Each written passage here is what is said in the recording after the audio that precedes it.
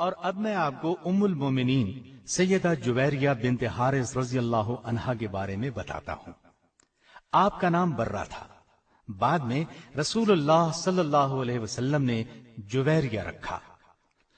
آپ کے والد حارث خاندان بنو مستلق کے سردار تھے۔ آپ کا پہلا نکاح ان کے قبیلے ہی کے ایک شخص مصافہ بن صفوان سے ہوا تھا۔ مصافہ اور آپ کے والد دونوں سخت دشمن اسلام تھے۔ آپ کے والد حارث نے قریش کے اشارے پر مدینہ طیبہ پر حملے کی تیاریاں شروع کی۔ آپ صلی اللہ علیہ وسلم کو خبر پہنچی کہ حارث بن ابو ذرار نے مسلمانوں پر حملہ کرنے کے لیے بہت سی فوج جمع کی ہے۔ نبی کریم صلی اللہ علیہ وسلم نے بریدہ رضی اللہ عنہ کو حالات معلوم کرنے کے لیے بھیجا۔ انہوں نے واپس آ کر خبر کی تصدیق کی۔ رسول اللہ صلی اللہ علیہ وسلم نے صحابہ کو جمع کیا اور جنگ کی تیاری کا حکم دیا۔ چنانچہ 5 ہجری کو مسلمانوں کی فوج مدینہ سے مریسی کی جانب روانہ ہوئی، جو مدینہ سے 9 منزل کی مسافت پر واقع ہے۔ مسلمان فوج نے اسی مقام پر قیام کیا۔ رسول اللہ صلی اللہ علیہ وسلم نے سفر سے قبل سیدنا زید بن حارثہ کو اپنا قائم مقام مقرر فرمایا اور ازواج مطہرات میں سے سیدہ عائشہ رضی اللہ عنہا اور سیدہ ام سلمہ رضی اللہ عنہا کو ساتھ لیا۔ اسلامی لشکر نے تیز رفتاری کے ساتھ اچانک ان پر حملہ کیا۔ وہ حملے کی تاب نہ لا سکے اور ان کے 11 مرد قتل ہوئے، جبکہ باقی مرد، عورتیں اور بچے گرفتار کر لیے گئے۔ مال اسباب لوٹ لیا گیا۔ 2000 اونٹ اور 5000 بکریاں مال غنیمت میں ہاتھ آئیں۔ چنانچہ انہی قیدیوں میں حارث بن ابو ذرار کی بیٹی برہ بھی تھی، بعد میں جن کا نام جویریہ رضی اللہ عنہا رکھا گیا۔ مال غنیمت کی تقسیم میں سیدہ جویریہ سیدنا ثابت بن قیس کے حصے میں آئی۔ جویریہ کے لیے بحیثیت لونڈی زندگی بسر کرنا مشکل تھا۔ انہوں نے سیدنا ثابت بن قیس رضی اللہ عنہ سے درخواست کی کہ مجھ سے مکاتبت کر لیں، یعنی مجھ سے کچھ رقم لے کر چھوڑ دیں۔ ثابت بن قیس نے 9 اوقیہ سونے پر مکاتبت کر لی۔ ان کے پاس اتنا سونا نہیں تھا۔ انہوں نے سوچا لوگوں سے چندہ مانگ کر یہ رقم ادا کر دیں۔ رسول اللہ صلی اللہ علیہ وسلم کے پاس بھی آئیں۔ آپ صلی اللہ علیہ وسلم نے فرمایا، کیا تمہیں اس سے بہتر چیز کی خواہش نہیں؟ انہوں نے کہا، وہ کیا چیز ہے؟ آپ صلی اللہ علیہ وسلم نے فرمایا، تمہاری طرف سے میں روپے ادا کر دیتا ہوں اور تم سے نکاح کر لیتا ہوں۔ تو سیدہ جویریہ رضی اللہ عنہا راضی ہو گئی۔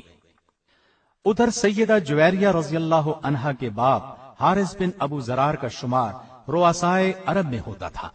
وہ اپنی بیٹی کی گرفتاری سے شدید متاثر ہوا اور رسول اللہ صلی اللہ علیہ وسلم کی خدمت میں آیا۔ اس نے عرض کیا کہ میں عرب کا ایک سرکردہ آدمی ہوں۔ میرا مقام و مرتبہ اور میری بیٹی کی عزت و آبرو اس بات کی اجازت نہیں دیتی کہ وہ کسی کی کنیز بن کر رہے اور اس طرح ذلت کی زندگی بسر کرے۔ میں اپنے قبیلے کا سردار ہوں۔ آپ میری عزت کا احساس کرتے ہوئے میری بیٹی کو آزاد کر دیں۔ نبی کریم صلی اللہ علیہ وسلم نے فرمایا، آپ اپنی بیٹی سے پوچھ لیں، میں معاملہ اس کی مرضی پر چھوڑتا ہوں۔ حارث نے جویریہ رضی اللہ عنہا کے پاس جا کر کہا، رسول اللہ صلی اللہ علیہ وسلم نے معاملہ تمہاری مرضی پر چھوڑ دیا ہے، اب جو تم کہو گی اسے کر لیا جائے، لیکن اتنی بات یاد رکھو کہ ہمیں ذلیل و رسوا نہ کرنا۔ اس پر سیدہ جویریہ رضی اللہ عنہا نے فرمایا، میں رسول اللہ صلی اللہ علیہ وسلم کی خدمت میں رہنے کو ترجیح دیتی ہوں۔